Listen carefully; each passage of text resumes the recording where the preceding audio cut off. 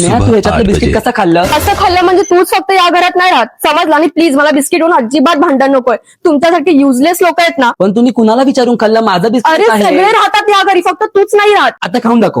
खाणार मी. कसा खाणार? तुझंच घर नाहीये, माझंही घर आहे. सगळेजण आहे तिकडे. हातही नाही लावू शकत याला. मी खाणार. काय करायचं तू कर. तुला माहितीये का, मी ऐकत होती ती तुझ्याबद्दल बोलत होती की ती चांगली नाहीये, तिच्या आई बाबांनी काय मॅनर्स नाही दिलाय. तुझ्या जागी मी असली असती ना, मी अजिबात ऐकलं नसतं. मला नाही माहिती तू कसं ऐकून घेते तिचं. मी तुला फक्त सांगत आहे. बिग बॉस, मला घरी जायचंय. दोपहर 2:45 आई ग, याने अशी इंग्लिश बोलले की सगळं भुमऱ्याच्या बाउन्सर बॉल सारखं माझ्या डोक्याच्या वरच गेलं. You know Marathi. I don't know English. I my, I don't know anything भाई. तू आधी तुझं तोंडावर कळलं ना. तुम्हाला असं कसं?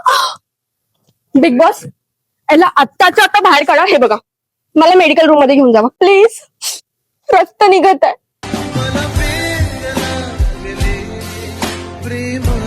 बिग बॉस, मला घरी जायचंय. हे लोक मला खूप त्रास देतात. टास्क मध्ये पण मी जिंकलेली, पण हे लोक किती खोटं बोलले. मला घरी जायचंय. मला आई बाबांची आठवण येते. मला नाही जायचंय इकडे प्लीज. बिग बॉस, मी तर मस्ती करत होती. तुम्हाला वाटते मी जाणार? अजिबात नाही. आता तर मी ट्रॉफी पण घेऊन जाणार पक्का. मला नाही जायचंय घरी, मी तर असंच बोलत होती.